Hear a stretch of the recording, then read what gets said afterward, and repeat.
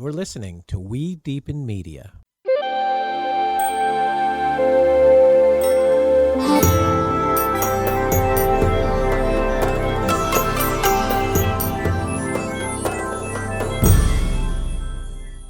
Hey you, it's Christina Weber from Deepen with Christina, the podcast that you're listening to.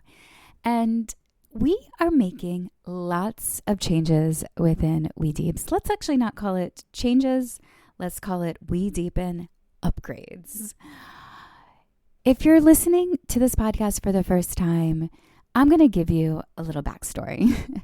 How did We Deepen come to light? What is the Love Club?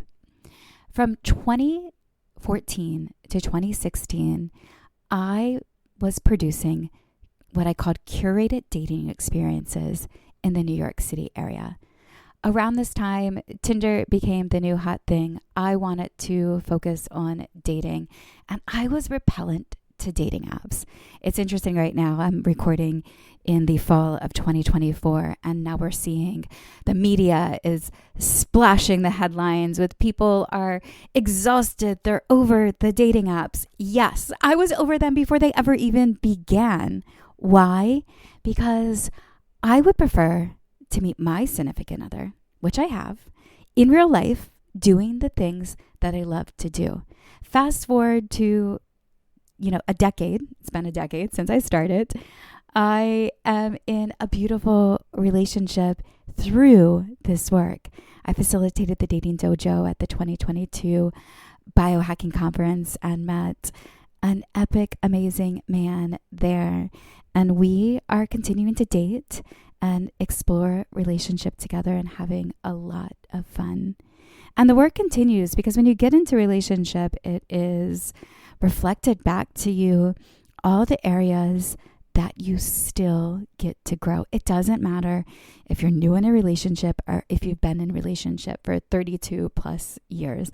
I say 32 plus years because our last Love Club immersion had couples that ranged in that time frame of being together from, newly together, less than a year, to 32 years plus. So 2014 to 2016, I'm hosting these dating events. We'd have 20 men, 20 women, facilitate them for 3 hours.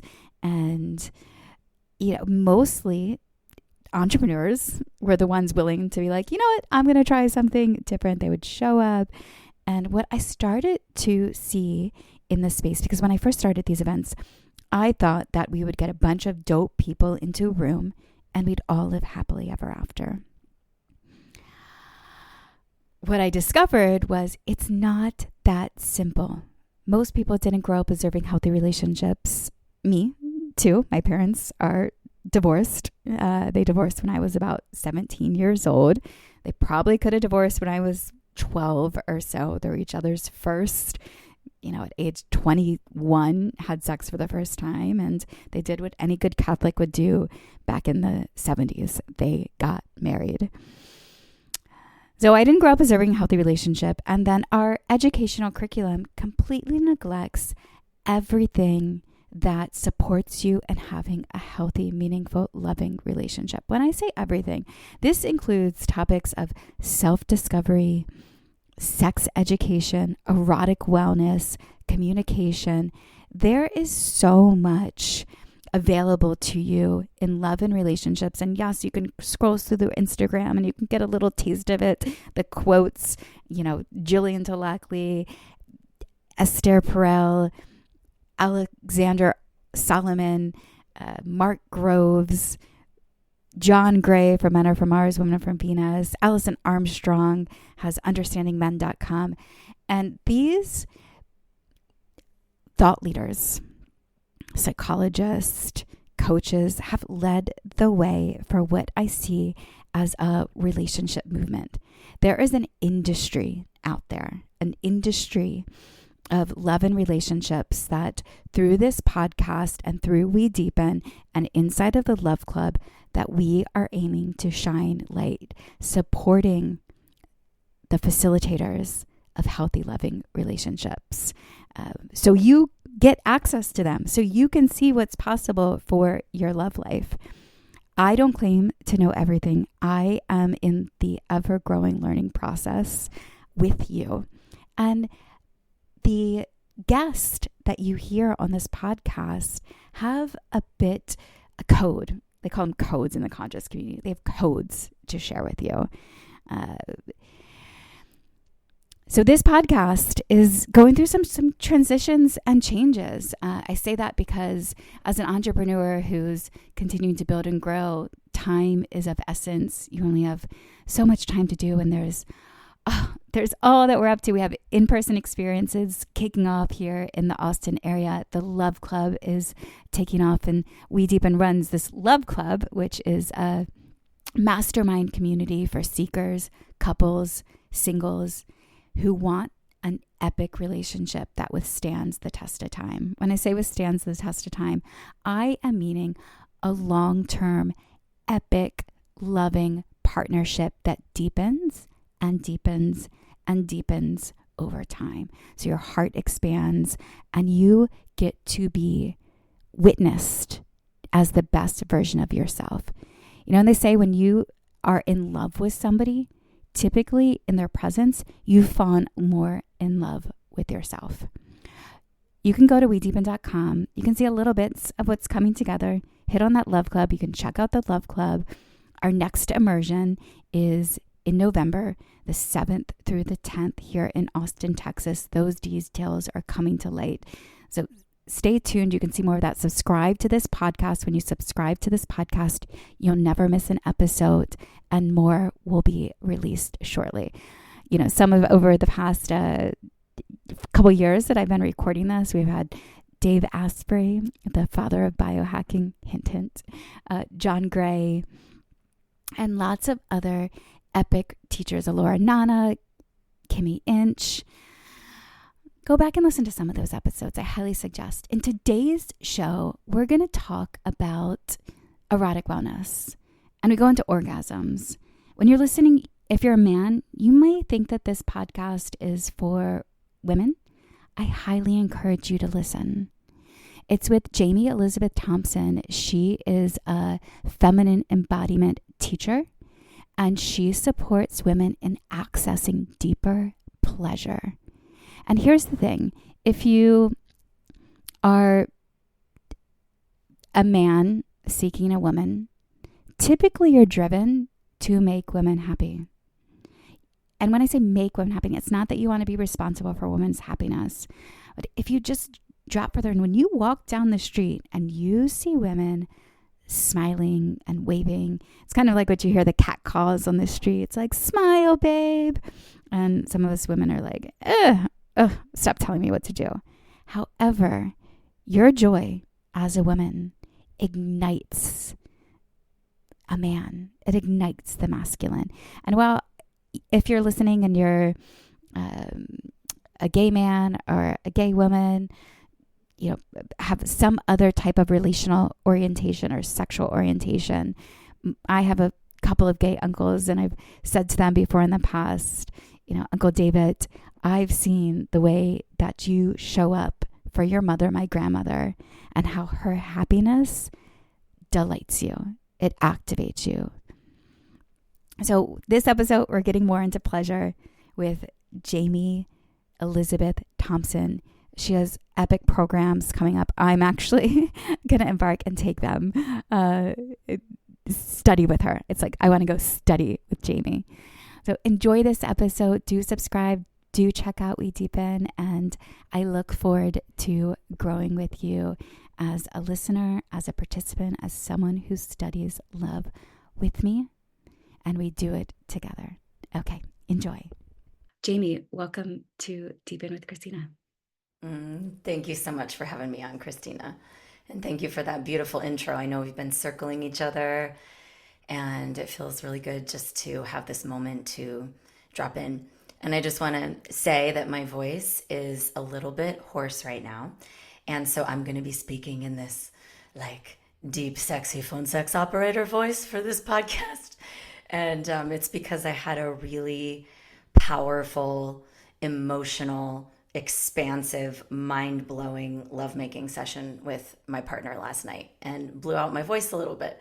So coming in raw and real here and really looking forward to diving in and getting to know you and sharing a little bit more about me and how I ended up here. I So love perhaps we'll start. Oh, go ahead. Yeah, I love how you even shared about that lovemaking session and the orgasm that you had, that there was crying and emotion that had was channeling through you. And I can't imagine what it was like to be him in that witnessing of you having this full on Yeah. emotional experience. Yeah, this is one of the, I mean, and we'll dive into my history and how I ended up here in a moment, but really the portal and the playground and the dojo of lovemaking, intimate relationship, orgasm, our eroticism is truly full spectrum. And coming on here today as someone who is a teacher of this work, saying, like, I was sobbing and screaming and opening and like truly having a powerful emotional, erotic, spiritual experience, and that orgasm and pleasure and feminine radiance is not just about orgasm and pleasure and feminine radiance. It's about actually embodying and welcoming our whole range and being vulnerable enough to share that with someone. And I am so grateful and blessed to have the man that I have that holds me in these spaces, and that we work with these spaces as our as a tool, as a practice space, as a dojo. And Mm. so it's truly a pleasure and a gift, and it truly is full range. And so I'm coming in here a little raw and vulnerable, and what I want to share with everyone here is that this is a little snippet of me now, right? And if we were to back up to Jamie growing up, it was in a very closed down, repressed Christian household where the feminine and the aliveness didn't have space. And in that, I was a very sexual young child and was very curious and interested in my body and started masturbating very young. And it was always something that I was interested in exploring. So by the time I was in my early 20s, I was like, I am going to liberate myself erotically and become a stripper in Las Vegas. And so I went from one end of the pendulum of feeling very repressed and shut down and inside of a bunch of cultural programming and shame into the opposite, the rebellion of that. Of I flew back and forth to Las Vegas once every 6 weeks while I was living in San Diego. I thought I was so cool and awesome and liberated, and to one extent I was. And inside of that work, I began to feel the power of the erotic current, the power of what it feels like to be lit up and fully alive with Eros. And so that led me into studying sacred sexuality and orgasmic awakening from many lenses, from tantric to Taoist philosophy to neuroscience. And I had an incredible teacher also during this time that we did so many somatic practices that are based in a range of work from Jungian psychology to parts work, internal family systems, and quantum field theory. And I worked with him in that incubator for 8 years, just absolutely getting my ego dismantled and handed back to me. And meanwhile, I was studying sacred sexuality. And through all of that work, I realized that there was a middle place that I had missed in my swinging of the pendulum all the way over to sexual liberation as a stripper in Las Vegas, which, celebrating that time, it was a really important time in my life. And there was an integration that got to happen. And the integration for me was coming home to the holiness and the sacredness and the beauty of our erotic energy in a way that felt fulfilling to me, instead of as something that I was using or trading as some kind of transaction for Mm. money in a club, right? Mm. So there was an important reconciliation that I made with erotic energy. And I was also, I've always just been a little bit of a revolutionary in the way that when something is taboo, and I feel like you're like this also, when something is taboo, I'm like, why? Because the taboo is what really holds the power. And so sex and eroticism and orgasm and all of this was made taboo. Strip clubs were temples that were shoved into distortion and darkness and made taboo because they're so powerful. And this study of awakening what is underneath that taboo helped me to discover God consciousness in what was once sold as this is dirty, wrong, shameful, and dangerous. And so through this journey, I've really just fallen in love with, and it is absolutely my life's work and dharma to guide and teach and support and walk with women on their path of awakening to their erotic life force as a source of their power.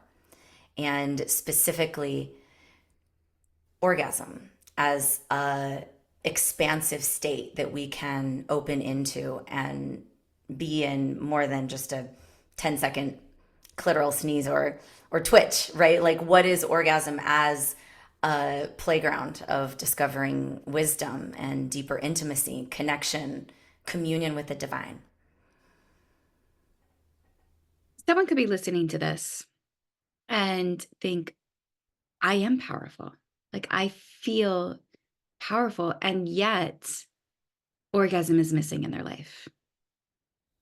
What is the difference of erotic power versus the power that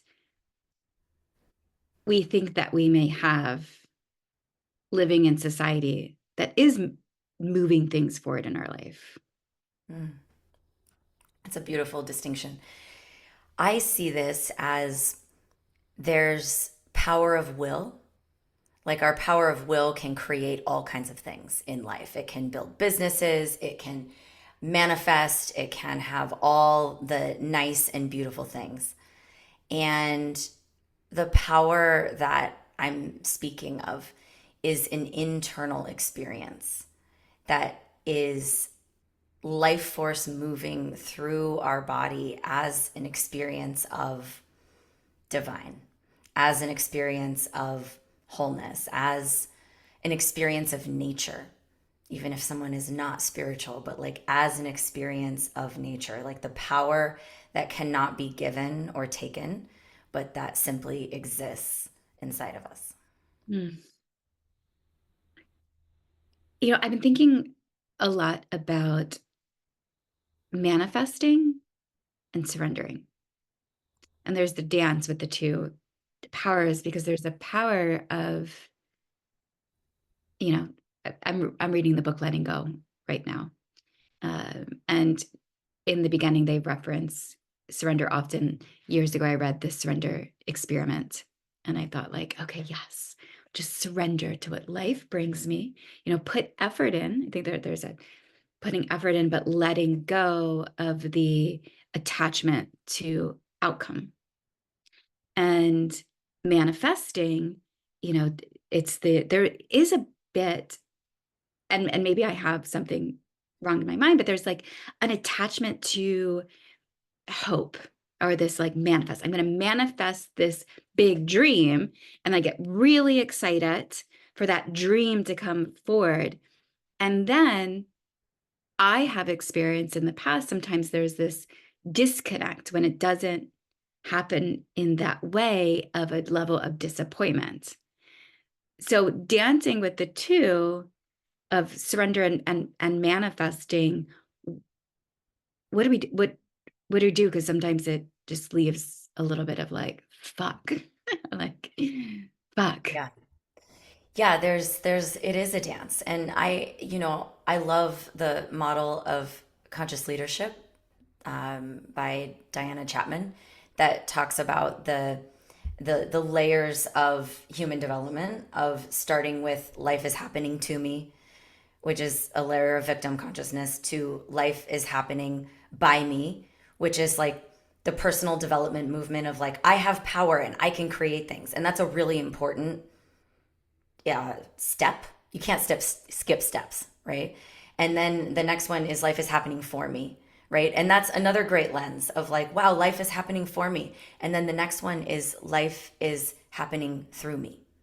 And then there's even another layer, I think, in a different model that is life is happening as me, right? And so it gets a little esoteric and abstract, but the feeling of that I get in my body when I feel life is happening through me, life is happening as me, is very different than life is happening by me or for me, because it's considering that we are both our meat suit, that we identify with as ourself, and we are also consciousness at the same time. And so it's happening through me. There's this co-creation in the manifestation, which I also don't really use that word personally. Because for me, when I'm really in that essence of life is happening through me, life is happening as me, I feel as if I'm serving the energy. Like I am serving life itself. And what life then brings back is a waterfall of riches that I could not possibly imagine would come from myself if I was simply over there just like farming a trickle. I'm like, I really want this trickle to happen. I'm so attached to this trickle, right? And I have moments like that in my life where there's an attachment to a manifestation, a fantasy, a hope, a vision. And then it's like, actually, if we relax and open and surrender, which is really the key to cervical orgasm also, then we make this space for the waterfall to come through me into life. And it's for me, it's a directional shift in orientation of like, I want to manifest this thing. I want to manifest this desire to like, I am actually serving life. I am actually serving the energy that is inside of that desire. And then that's the relationship. That's the co-creative relationship with it. So I know we want to get into the topic of cervical orgasm, but before we do there, I'm curious to know a little bit more about you. You're in relationship. You've recently gotten engaged. Congratulations. How Thank you. did you and your significant other meet? Michael and I met at an open house that he was holding for his previous company that he was working with, which is a specific technical kind of adaptive exercise equipment. And I was recommended to go there, and I went there, and we had a really beautiful, lovely, slow burn as we got to connect with each other and become friends. And we could both feel that there was an attraction there, but he was seeing someone, and we left it alone and became beautiful friends. And he was really supportive of me. Like that's what I remember is during that time. I moved 3 times. I had just come to Austin. I didn't really know anyone. And he really showed up for me. And so eventually when he was single, we actually like the day he became single, we hung out, and it was really clear that there was something there that wanted to emerge and explore. And so I'm really grateful for our journey. And that was a little over 3 years ago. And then we had our first engagement, which this is funny because nobody knows about our first engagement. But it was a truth of the moment engagement that was really beautiful. We were hiking in Glacier National Park, where I'm from, Montana originally. And so Glacier National Park is like my home. And we were hiking on the trail, and truth of the moment, he just was in awe of the expansiveness and the vastness and the majesty of the park. And he said it reminded him of our love and of me. And he just literally dropped down on the trail and asked me to marry him. Truth of the moment, no ring, no anything. We didn't tell anybody. We kept it as we held the chi. We held the chi, the energy of that inside of our relationship for about a year and a half. Wow. And then during that year and a half, he went through a dark night of the soul, and our relationship was deeply tested. And he had, I'm not going to share the personal details of his dark night of the soul, but it was a really deep personal identity crisis, initiation, awakening, all of the things. And I was with him through that. And he emerged on the other side as the greatest man that I've ever seen. And I'm just so grateful for all those phases of our relationship that then now we're reaping the benefits and the beauty of that journey that we took together through the hard times. As I mean, I see an intimate relationship and erotic awakening as the two edgiest, most intense, most fun, and most rewarding opportunities for growth that exist. And this was truly that for us. And then more recently, we went to Italy and got engaged and officially and announced it. And now everyone knows. And they're like, congratulations on your engagement. And I'm like, now it just has a physical representation of the devotion and the love that has been there for all along. So, Wow. What a beautiful story. And two is, yeah, to have a partner go through a dark night of the soul and be devotional into that relationship. Did you waver? definitely there were moments of questioning on both of our parts. And there's a way that I hold questioning is that my higher self was always clear, but my preferences were being strongly stretched and tested. And I got to see the way that the devotional love was always bigger than the preferences. And I trusted in his capacity and that he was going to get through it and the way that he was handling it most of the time. And I trusted in growth. Growth and truth are two of the core growth, truth, and self-responsibility are three of our core relational tenets. And I got to see him grow in all of those and choose to meet this moment with a lot of integrity, and also it was really hard. I like that you use the word preferences as opposed to incompatibilities. Because someone may jump to, oh, these are incompatibilities. I should go seek and search for another right partner. But there is a, we can spend a lifetime continuing to be like, oh, maybe this one is better. Oh, I'll go back out there and I'll try again. So to make that decision, because you even say that he had come straight out of another relationship. And I imagine you've had many relationships in the past before meeting him too. So knowing that this relationship was the one worth sticking to, how did you know? And did you know? I mean, is that life working through you? Yeah, there was a knowing. There was a knowing in my body. And there's a few things that were really important to me that were always here. And one is, and I want this for all women, that he values and reveres the feminine.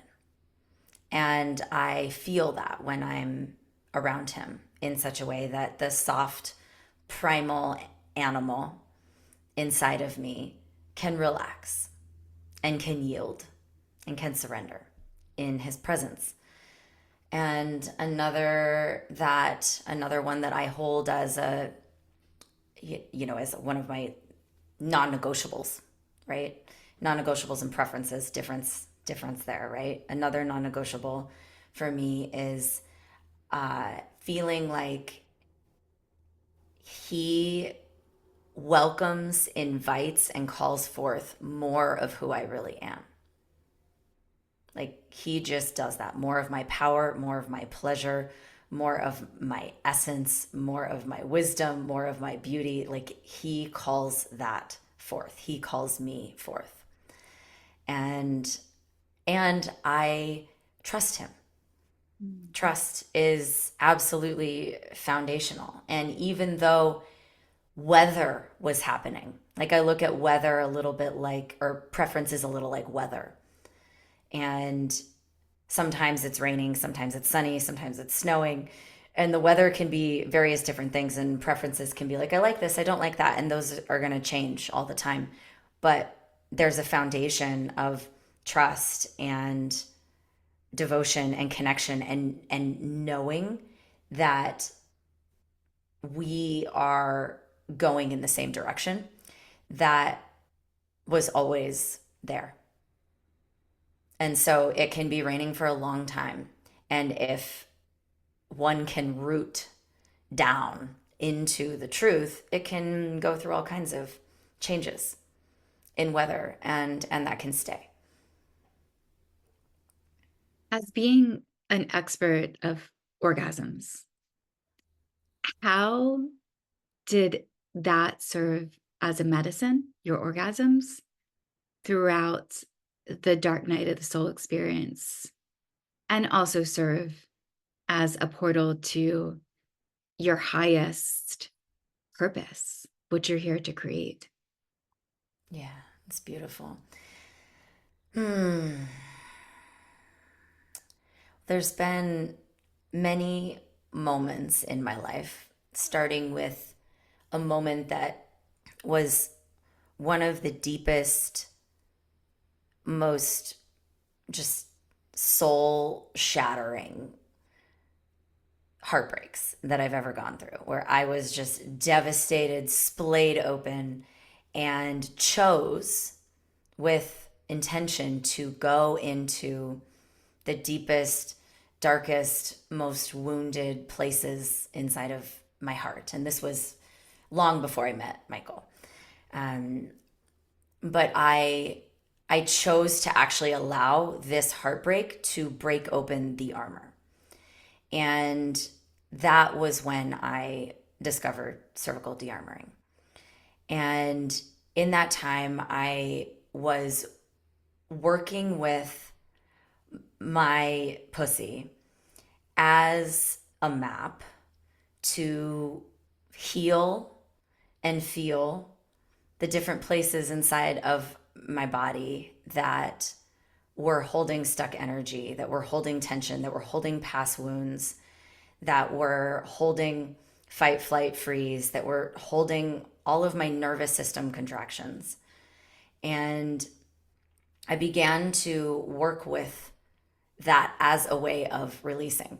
So, cutting back to where I came in with, for me, the practice, like a pleasure practice, which would really actually be reducing it because it's really a sensation practice, it's a feeling practice, is about feeling and releasing the places that are stuck inside of the body.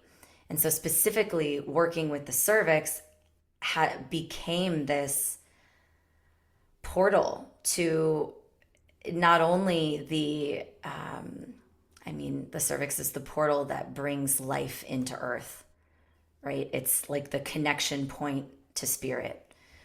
And so working specifically with that point, but also mapping throughout the rest of my yoni, was like this incredible awakening. Like, actually felt like suddenly I was seeing in the dark. Suddenly I was walking around lucid inside of what had previously felt like a dream. Like, it was truly what I feel is my awakening came through an orgasmic portal. And there's places where there's orgasm and pain happening at the same time, and there's sensation, and it's unnameable, and it's all over, and it's like plugging into the light socket of the universe, and energy is just pouring through in different ways. And so that was the initial really encountering with, like, oh, this is a dojo. This is a workplace. This is a practice zone. This isn't just like, 10 seconds at lunch with a vibrator and like, I feel a little stress relief. No, this is an opening. And so there's been times in my life, and right before I met Michael was another time where I went back into more consistent practice, right? Like I'm not always in an orgasm practice. Like it's, sometimes it's once every 2 weeks, sometimes it's once a month, and sometimes it's every day for at least a short amount of time. And before I met Michael was another time where it was every day, where I was like, okay, I feel like there's a relationship coming in. I feel ready. Like I gave up the fantasy, gave up when it would happen. I'd been ready for a long time. Amazing men had come in. There'd been lovers. There was interaction happening. There was intimacy. It was relational, but I was like, I'm ready. Like I'm ready for him. And so I went into just the essence of that as a practice of feeling what it's like to be the one for myself with this practice, with my wand, with my fingers, like really working with my energy. And it's not only pussy focused. It's like working with my heart and my body and my voice and my receptivity. And ultimately, for women, orgasm is a practice of receptivity and surrender. And that was really where I became available. It's like I feel that it brought me more forward and creates a radiance in life that, and a lot of women I work with say this, where it's like the mornings, and I say mornings specifically, the mornings that they touch their pussy in a connected, intimate way create exponentially better days than the mornings that they don't. Mm. And this is just, it's like there's just something about tuning in with that power center and tuning in with that like center of our life, and specifically the cervix, the deepest spot inside of us, that changes the way that it changes the morphic field. Part of my study was with the field effect of like quantum field theory and how that shifts based on how we're feeling and what we're bringing and what energy is stuck in our body. And it changes our field. Like actually the wave that comes off of us before we even walk in the room is impacted by the tension that we're holding in our bodies. So when we can release tension in our bodies, not only do we feel better and blissful and more pleasure, and that's just wonderful, but it also shifts the way people interact with us. And I feel like, to long way around to answer your question, that this practice made me ready and receptive and surrendered to meet him. You teach women this practice. Did someone teach you, or is this something that you intuitively downloaded through your own, we all have lots of experiences in life. I mean, moving from a stripper to, healing heartbreak, we search, we seek, what are the tools that support us? So what came to you? How did this practice come to you to then be a teacher of it?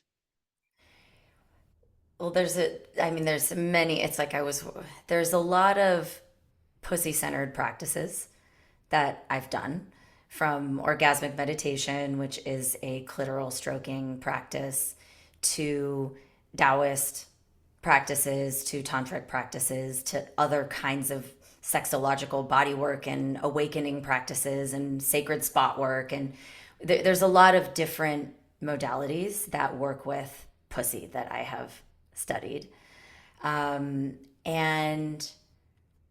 when there was a moment in a relationship where I had what I know now is a cervical orgasm, and I had no idea what it was, because I was like, why is my whole body vibrating and trembling, and why do I suddenly feel like I'm on ayahuasca, and like everything is like morphing and melting, and I'm like crying and sobbing, and like my whole body is being like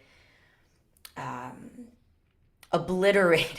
That doesn't, in the best way, obliterated in the way of like in a different place. And this was a very different kind of orgasmic experience than I had had previously. So I just was looking it up on the internet and was like, what could this be? And through the rabbit hole, there's not a lot out there on cervical orgasm. There's more now, but then there wasn't. I found some different things of like, oh, the cervix may be orgasmic. And this is actually contrary to what most doctors are still saying. Doctors are still saying that the cervix is numb and for having babies, and they aren't actually really honoring the scientific proof that the cervix is orgasmic, because there's actually 3 nerve endings going into the cervix, and there's 1 going into the clitoris, just to give everyone a sense of that. The vagus nerve has a direct line into the cervix. If you were to describe on somebody like where the cervix is. Yeah, so the cervix is at the very top of the vaginal canal, and it's harder tissue than the rest of the walls of the canal. It's a cylindrical, like has a donut. It's like a donut shape, just a few centimeters wide, and it comes down from the uterine lining into the canal. So it's a harder spot at the top. And if you want to feel it, you can actually squat down and put your fingers inside and go all the way up, and you'll likely feel something that feels different than the rest of your walls of your canal. And it's a little harder, and it's kind of like, it's like the tissue of your nose, that type feeling of cartilage. That's what it may feel like. And it might not be right at the top, because some women's uteruses are tilted. So, but it's somewhere near the top of the canal. So when I was finding that the cervix may be orgasmic, and people were talking about cervical orgasms being a much more whole body experience, I was like, that I think is what happened. That was what happened. So it's like that was stored in my experience as something that I wanted to work with. So I was like working with my wands, and I was like trying to reach the cervix, and started, and then found Reiki and de-armoring, which is there's lots of intense types of cervical de-armoring and things, like it is out there. But I started working with it on my own, and then when this heartbreak happened, I was like, oh, this is the time I'm going to use this as my practice. And that was when it really blossomed. And so it's based on so many different, it pulls from neuroscience and Taoism and Tantra and different kinds of orgasmic studies, but it's truly the way that I teach it is my embodied practice. Does that mean that you could reach cervical orgasm on a daily basis, like inside of this practice? So here I'm going to go back and be like, so cervical orgasm is not the goal. And I find that the cervix rebels if you try to make orgasm the goal. and that it's actually a practice of serving life. It's actually a practice of serving your body, of serving pussy, of serving your cervix. And sometimes there's pain, sometimes there's numbness. I still encounter that, especially if I haven't done it in a while and I've had some stressful things happening. All of that gets stored inside of it. All of that gets stored inside the cervix. Every time you clench, when a cock comes in too fast and you clench, every time you're like, holding your legs together and clenching, or like, holding your sphincter, or in a stress state, like all of that gets dropped down and stored in our lower energy centers. So that energy, so like expecting a cervical orgasm every day, or even doing it for that purpose, wouldn't be my recommendation.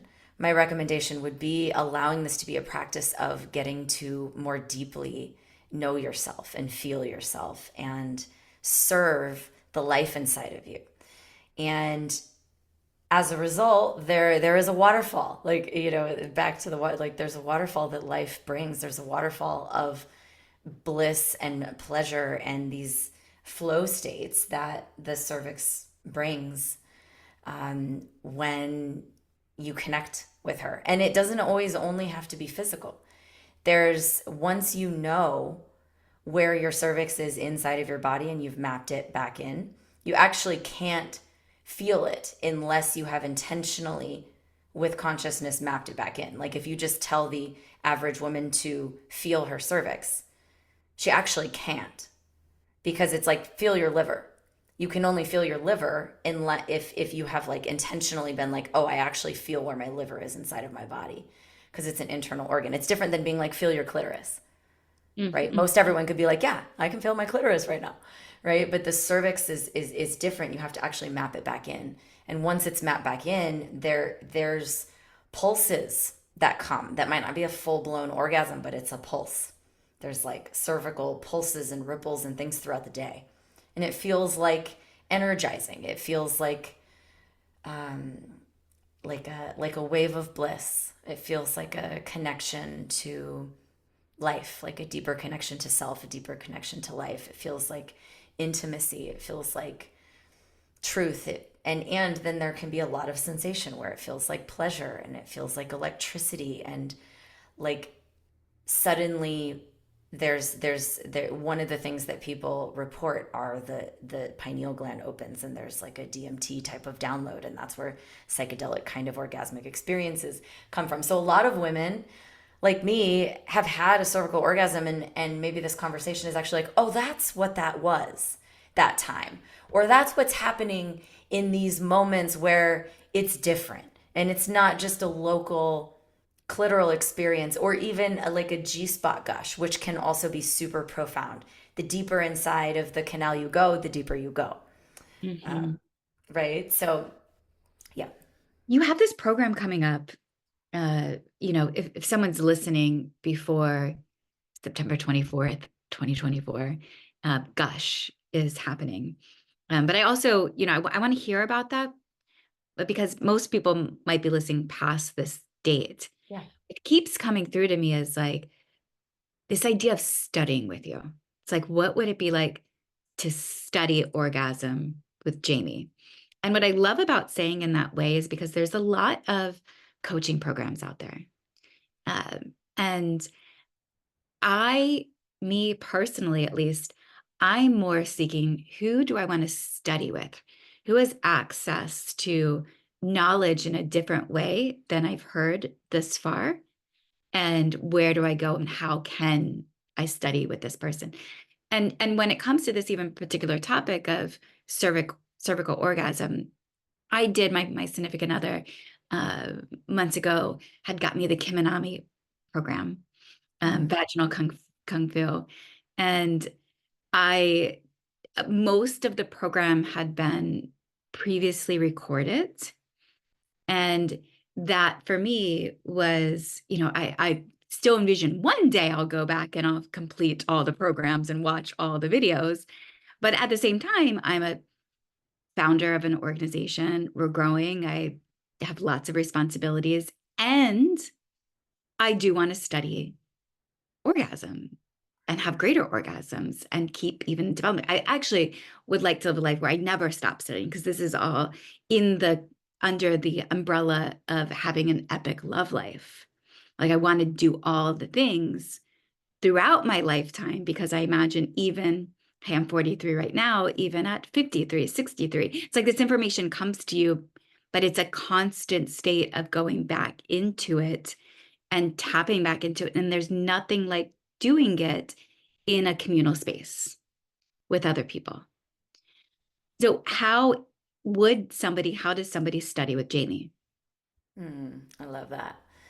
Yeah, so there's a few different avenues that I have, and I really love live work. Also, working with people live, like where we are live virtual. I also have retreats, but live virtual work where there's a consistent sisterhood that is built where we have an environment that is supportive for the experimentation and the vulnerability and the opening and the accountability that is required to truly open into a completely to break through the upper limits of whatever the experience of our own eroticism, sensuality, orgasm, embodiment is currently.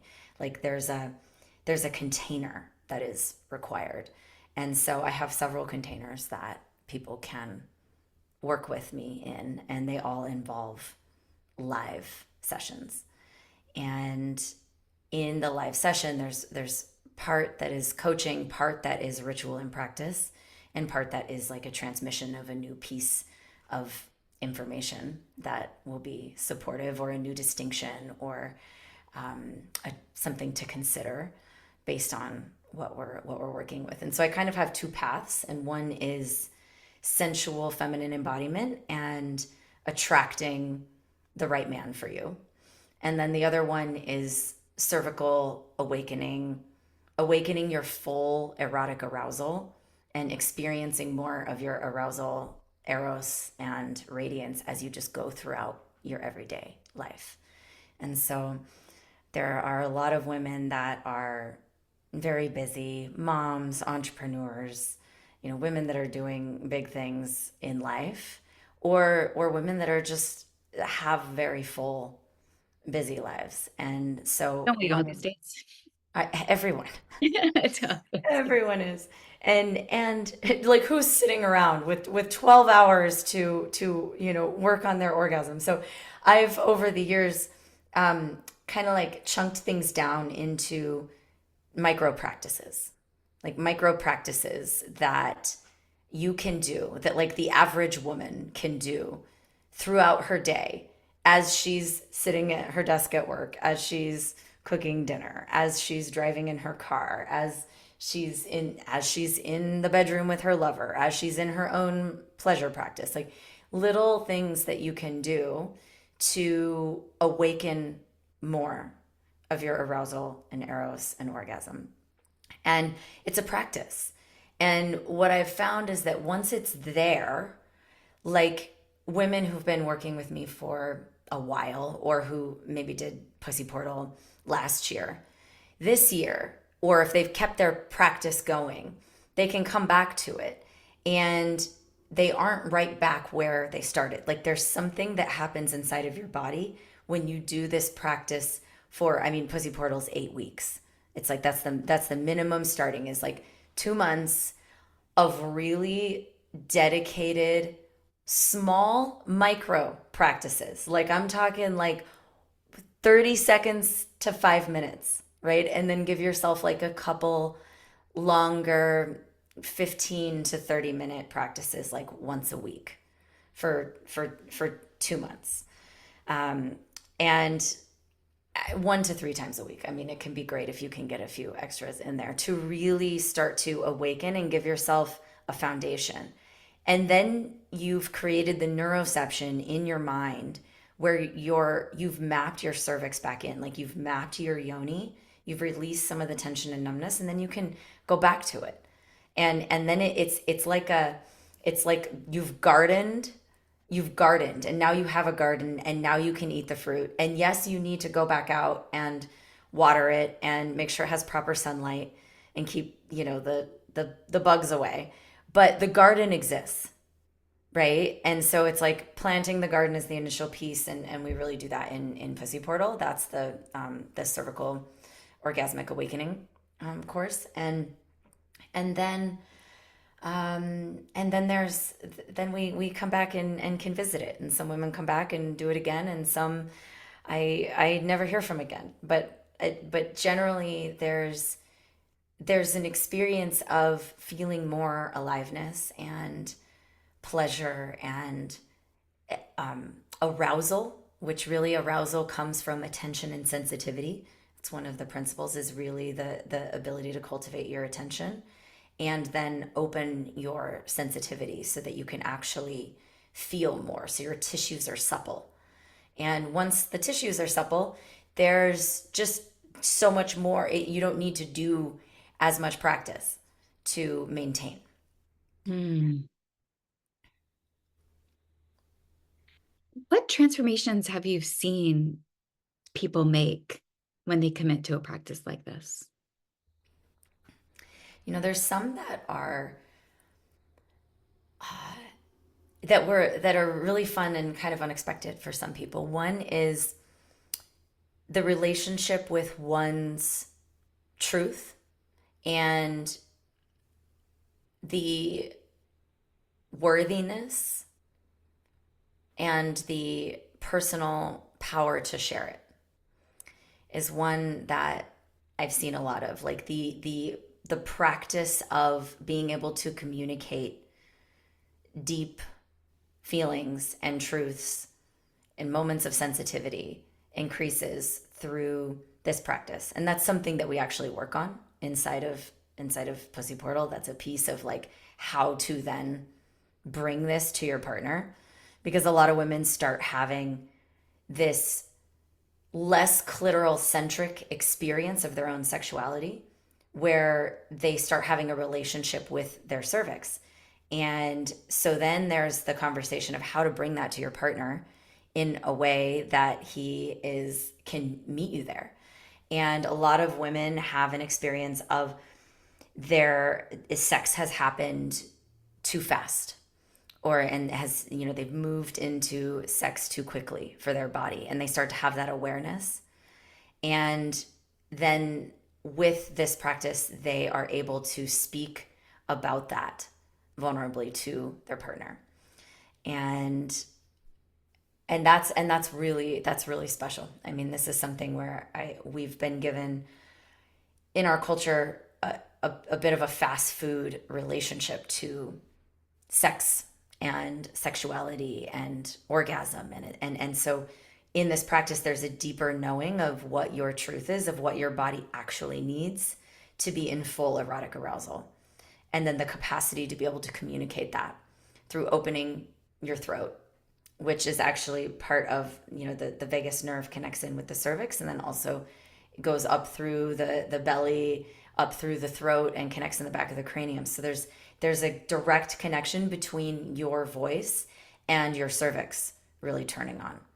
And so there's layers of the way that the voice opens, and then the knowing of one's truth and the personal power and vulnerability to communicate it is one kind of little unexpected one that a lot of women find. The closeness and deepening of a relationship. And I think that's across the board what a lot of people, their heart yearns for, to have that real, authentic connection with someone else, that their truth is being spoken moment by moment and accepted for it and loved for it and valued for being that real and raw. And the masculine on the other side, so funny too. I dance with these like masculine and feminine, because I think sometimes that in the study of relationship, we start making buckets of what they are and how they are expressed. But I'm just for the sake of this, of speaking male and female relationships, but like the man begins to realize value of their partner outside of what maybe they've generally deemed as valuable. So example, I've seen insecurity in a relationship can be around money. My partner makes more money than me. I should be making more money. He's upset that I'm not making more money. And then once the woman is able to really harness this energetic that becomes his vacation from thought, his whole on like um, an energetic that nearly makes him create more in the world. Then there's this release of pressure. And I think that's even to orgasm. It's like this release that happens that creates a connective too that almost seems magical. There's like a magical element to it, like a indescribable depth and closeness. And maybe it's my, you know, love obsessed soul that's like yearns for that deep, holy, sacred connection that can come through these erotic experiences that our sex educational curriculum completely neglected to teach us about. Yeah. I love what you're saying about giving him a vacation from thought. That is really the pathway of a woman who is embodied in her eros, like a woman who is truly connected to the erotic energy that flows inside of her and is radiant and is nourishing for everyone to be around, but particularly the masculine. And so, as this starts to turn on inside of her body, the way that he interacts from her to her becomes more, like you said, of appreciation for what he actually really desires from her, but often doesn't have language for, which is like her lit up erotic embodiment, her and her pleasure, her and her sensuality. And that gives him this space. And if he doesn't have that, then the masculine brain is often like, I need you to be more like me. I need you to show up more like me because something's missing. And I don't know how to even articulate what is missing because I don't know how to articulate. I want you to be in your full feminine vibrance and radiance and your orgasmic potential. Like he doesn't articulate it that way, he doesn't know how. But what you're saying is so true for me and what I've seen also, because when she embodies that, he lets go of his logical spreadsheet checklist of the things that he thinks she needs to do and be, because he's actually feeling her and he's nourished by her. Yeah. Yeah. Okay, so to study with Jamie, there's the pussy portal, and then there's two separate courses that people can do. How often do these run? I imagine as I'm speaking all this that there's a link right here in the description of this show, this straight to Jamie's website and her Instagram. So no matter when you're listening to this episode, you can discover these ways. And hey, you could be listening in a year from now, and there's a retreat coming up in Bali that Jamie is hosting. Yeah. Yes, I love this. Okay. So there's 2 8-week live journeys, and those are run once a year historically. Um, I may be going into a conception portal and a pregnancy portal next year. So I don't know when things may be run again or what will be available. But what I do have that is always available is a membership. And the membership is an easy to enter monthly offer that includes a lot of what we've been talking about today, from a more general sense. So, really inviting women into their organic, erotic essence, really inviting women into experience more of their pleasure and how to invite and invite a man that they're dating or their partner into deeper intimacy and connection. Like we work a lot with dating and relationships and pleasure inside of that, but it's more general and not as focused as Pussy Portal. But that's always available. So the membership is always available. And then I often run these free trainings, which is like Gush. And so you'll see that if you just follow me on social media, join my email list. There's free trainings that are about like what we talked about today, but going deeper into like the 5 keys of orgasmic potential and how you can begin to eliminate numbness, armor, and blocks to orgasm and full arousal. And so that's really what we're working with inside of Gush. And so I'll have these live trainings that are free that happen periodically as well.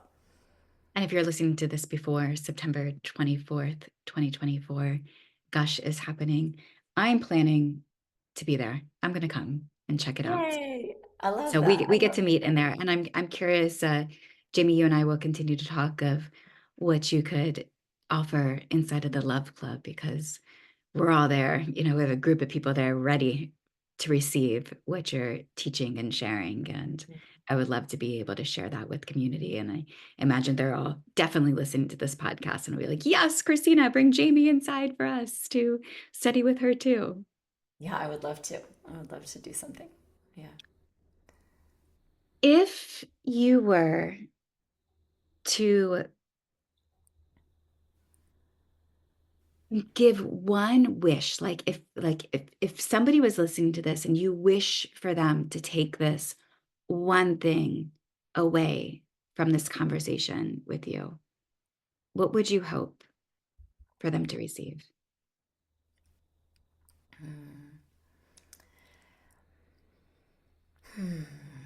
That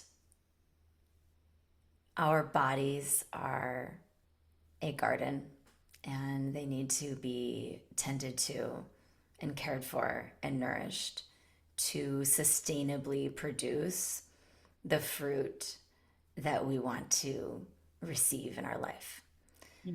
And to remember that when we serve the body, like truly serve life, truly serve the energy inside of our bodies and inside of the bodies of everyone that we know, that we are orienting into a sustainable flow and ecosystem that can truly thrive when we put our bodies and our energy above goals and ideas and the to-do list and truly nourish the garden that feeds us.